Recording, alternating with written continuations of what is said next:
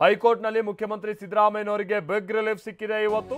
ಯಾಕಂತಾದ್ರೆ CM ವಿರುದ್ಧದ ಮೂಡಾ ಕೇಸನ್ನ ತನಿಖೆಯನ್ನ ಸಿಬಿಐಗೆ ನೀಡೋದಕ್ಕೆ ಹೈಕೋರ್ಟ್ ನಕಾರ ವ್ಯಕ್ತಪಡಿಸಿದೆ. ಸ್ನೇಹಮಯಿ ಕೃಷ್ಣ ಸಲ್ಲಿಸಿದಂತ ಅರ್ಜಿಯನ್ನ ಈ ಮುಖೇನವಾಗಿ ಹೈಕೋರ್ಟ್ ವಜಾಗೊಳಿಸಿದೆ. ಲೋಕಾಯುಕ್ತ ಪೊಲೀಸರ ತನಿಖೆ ಅಸಮರ್ಪಕ ಅಂತ ಹೇಳೋದಕ್ಕೆ ಯಾವುದೇ ಕಾರಣಗಳಿಲ್ಲ.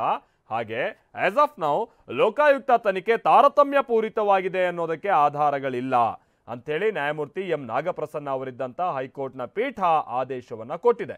ಸಿದ್ದರಾಮಯ್ಯ ವಿರುದ್ಧ ಸಿಬಿಐ ತನಿಖೆಗೆ ಹೀಗೆ ಹೈಕೋರ್ಟ್ ನಕಾರ ವ್ಯಕ್ತಪಡಿಸಿದೆ.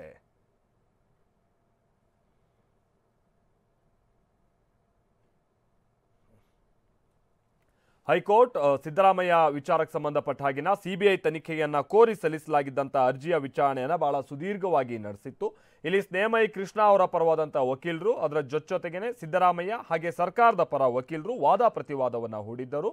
ಸಿಬಿಐ ಕೂಡ ತನಿಖಾ ಸಂಸ್ಥೆ ಅಂತ ಹೇಳೋದಕ್ಕೆ ಬರೋದಿಲ್ಲ, ಅದು ಕೇಂದ್ರ ಸರ್ಕಾರದ ಅಧೀನದಲ್ಲಿರುವಂಥ ಸಂಸ್ಥೆ.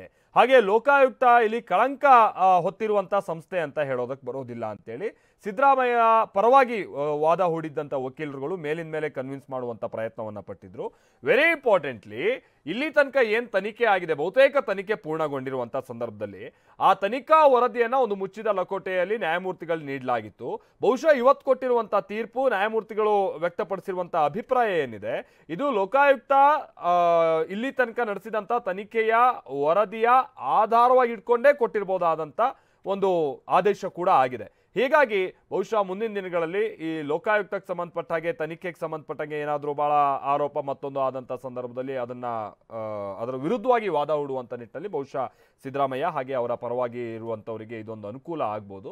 ಲೋಕಾಯುಕ್ತದ ರಿಪೋರ್ಟನ್ನು ನೋಡೇನೆ ಈ ರೀತಿಯಾಗಿ ಕೋರ್ಟ್ ತೀರ್ಪನ್ನು ಕೊಟ್ಟಿದೆ ಅನ್ನುವಂಥ ವಿಚಾರವನ್ನು ಮುಂದಿಟ್ಕೊಂಡು ವಾದ ಹೂಡೋಕ್ಕೆ ಅವರಿಗೂ ಕೂಡ ಒಂದು ಅವಕಾಶ ಆಗ್ಬೋದು. ಓವರಾಲ್ ಆಗಿ ಇದು ಮುಖ್ಯಮಂತ್ರಿಗಳಿಗೆ ಬಹಳ ಹೆಚ್ಚಿನ ಅನುಕೂಲ ತಂದಿದೆ ಅನ್ನುವಂಥದ್ದನ್ನು ವಿಶ್ಲೇಷಣೆ ಮಾಡ್ತಾ ಇರುವಂಥ ಸಂದರ್ಭ.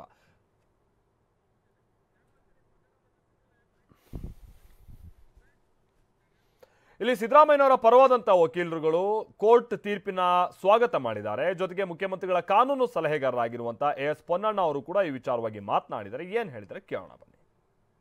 ನಾನು ಸಿಎಂ ಅವರಿಗೆ ಗಮನಕ್ಕೆ ತಂದೆ, ಅದಕ್ಕೆ ಬಂದೆ. ನಾನು ಬೆಳಿಗ್ಗೆ ತೀರ್ಪಿದೆ ಅಂತ ಹೇಳುವಂಥದ್ದನ್ನು ಅವ್ರ ಗಮನಕ್ಕೆ ತಂದು ತೀರ್ಪು ಆದೇಶ ಹೊರಡಿಸಿದ ನಂತರ ಅದರ ಅಂಶಗಳನ್ನು ಕೂಡ ಅವರ ಗಮನಕ್ಕೆ ತಂದಿದ್ದೀನಿ. ಅವರು ಸಂತಸವನ್ನು ವ್ಯಕ್ತಪಡಿಸಿದ್ದಾರೆ. ಮತ್ತು ಅದೇ ಅವರು ಕೂಡ ಹೇಳುವಂಥ ಮಾತಿಷ್ಟೇ, ಕಾನೂನಿನ ಪ್ರಕ್ರಿಯೆಗೆ ನಾವೆಲ್ಲ ಕೂಡ ತಲೆಬಾಗೋಣ. ಇವತ್ತು ನ್ಯಾಯಾಲಯ ಅವತ್ತು ನಮ್ಮ ವಿರುದ್ಧ ಆದೇಶವನ್ನು ನೀಡಿದಾಗ ಕೂಡ ನಾವು ಅದನ್ನು ನ್ಯಾಯಾಲಯಕ್ಕೆ ನಾವು ತಲೆಬಾಗ್ತೀವಿ ಅಂತ ಹೇಳುವಂಥ ಮಾತನ್ನು ನೀಡಿದ್ವಿ. ಇವತ್ತು ನಮ್ಮ ಪರ ಆದೇಶ ಮಾಡಿದ್ದೆ, ಇವತ್ತು ಕೂಡ ಅದೇ ಮಾತನ್ನು ನೀಡಿದ್ವಿ. ಇವತ್ತು ಮೊದಲನೇದಾಗಿ ಮಾನ್ಯ ಮುಖ್ಯಮಂತ್ರಿಗಳಿಗೆ, ಅವರ ಕುಟುಂಬಸ್ಥರಿಗೆ, ನಮ್ಮೆಲ್ಲರಿಗೂ ಮತ್ತು ಲೋಕಾಯುಕ್ತಕ್ಕೆ, ಒಂದು ತನಿಖಾ ಸಂಸ್ಥೆಗೆ ಮತ್ತು ಸಂವಿಧಾನಕ್ಕೆ, ಕಾನೂನಿನ ಪ್ರಕ್ರಿಯೆಗೆ ಇವತ್ತು ಜಯವಾಗಿದೆ ಅಂತ ನಾನು ಭಾವಿಸ್ತಾ ಇದ್ದೇನೆ. ಇವಾಗ ಸ್ನೇಹಮಯಿ ಕೃಷ್ಣ ಎನ್ನುವ ದೂರುದಾರರು ಈ ಮೂಡಾ ಪ್ರಕರಣನ ಸಿಬಿಐಗೆ ತನಿಖೆಗೆ ಕೊಡಬೇಕು ಅಂತ ಒಂದು ಅರ್ಜಿಯನ್ನು ಸಲ್ಲಿಸಿರ್ತಾರೆ. ಲೋಕಾಯುಕ್ತ ಅವರು ತನಿಖೆ ಮಾಡುವಂಥ ಯಾವುದೇ ಅರ್ಹತೆ ಇರೋದಿಲ್ಲ, ಅಥವಾ ಇವರು ಮಾನ್ಯ ಮುಖ್ಯಮಂತ್ರಿಗಳನ್ನ ಇನ್ಸುಲೇಟ್ ಮಾಡುವಂತಹ ಪ್ರಕ್ರಿಯೆಯಲ್ಲಿ ಒಳಗಾಗ್ತಾರೆ. ಕರ್ನಾಟಕ ಸರ್ಕಾರ, ಲೋಕಾಯುಕ್ತ ಎಲ್ಲರೂ ಮಾನ್ಯ ಮುಖ್ಯಮಂತ್ರಿಗಳನ್ನ ಪ್ರೊಟೆಕ್ಟ್ ಮಾಡ್ತಾರೆ ಅಂತ ಆರೋಪವನ್ನು, ಬೇಸ್ಲೆಸ್ ಆರೋಪವನ್ನು ಮಾಡಿರ್ತಾ ಇದ್ದಾರೆ. ಇವಾಗ ಹೈಕೋರ್ಟ್ ಅದಕ್ಕೆ ಎಲ್ಲ ಅಂಶಗಳನ್ನ ನೋಡಿ, ಲೋಕಾಯುಕ್ತ ಕೊಟ್ಟಿರುವಂತಹ ವರದಿಯನ್ನು ಗಮನಿಸಿ, ಲೋಕಾಯುಕ್ತಕ್ಕೆ ಅದೇ ಆದಂತಹ ಇನ್ಸ್ಟಿಟ್ಯೂಷನಲ್ ಅಟಾನಮಿ ಇದೆ, they are insulated from external influence ಅಂತ ಒಂದು ತೀರ್ಪನ್ನು ಕೊಟ್ಟಿದ್ದಾರೆ. ಅದೇ ರೀತಿ ರೆಕಾರ್ಡ್ಸನ್ನು ನೋಡಿ ಲೋಕಾಯುಕ್ತ ಅವರು ಸಮಗ್ರವಾಗಿ ತನಿಖೆಯನ್ನು ಮಾಡ್ತಾ ಇದ್ದಾರಾ ಅಥವಾ ಇದರಲ್ಲಿ ಯಾವುದೇ ರೀತಿಯ ಹಸ್ತಕ್ಷೇಪ ಇದೆಯಾ ಅಂತೆಲ್ಲ ನೋಡಿ ಲೋಕಾಯುಕ್ತ ಅವರು ಮಾಡಿರುವ ವರದಿ, ಮಾಡಿರುವ ತನಿಖೆ ಎಲ್ಲ ಸೂಕ್ತವಾಗಿದೆ ಅಂತ ಆದೇಶವನ್ನು ಕೊಟ್ಟಿದ್ದಾರೆ. ಸಿಬಿಐಗೆ ಈ ಪ್ರಕರಣವನ್ನು ಕೊಡುವಂಥ ಯಾವುದೇ ತರಹದ ಅವಶ್ಯಕತೆ ಇಲ್ಲ ಅಂತ ಹೇಳಿದ್ದಾರೆ. ಇದನ್ನ ನೋಡೋಕ್ಕೆ ಹೋದರೆ ಮಾನ್ಯ ಮುಖ್ಯಮಂತ್ರಿಗಳಿಗೆ ಕಾನೂನಾತ್ಮಕವಾಗಿ ಜಯವಾಗಿದೆ ಅಂತ ನಾವು ಭಾವಿಸ್ತೇವೆ. ಮತ್ತು ಇವಾಗ